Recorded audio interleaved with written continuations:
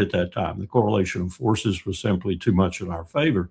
But we hate them for having withstood that, having withstood all our policy. Donald Rumsfeld took precursor chemicals to Saddam Hussein so he could have better chemical weapons to use against the Iranians. We know that now. It's in the primary documents.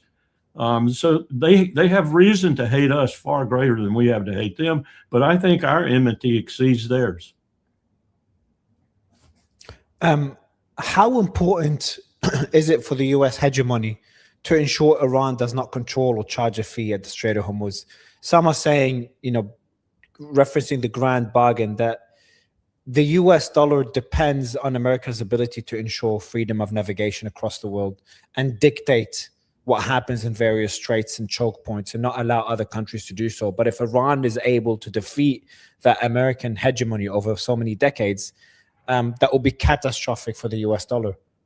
What's so bizarre about that, Mario, is that China is changing that dimension to global power every hour on every hour.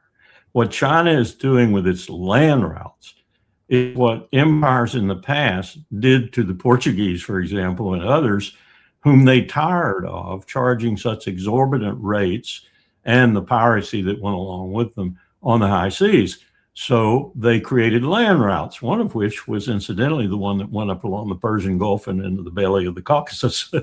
And they made the global economy, such as it was at the time, change because they got sick of the maritime powers and turned economies toward land power. That's what China's doing with the Base Road Initiative.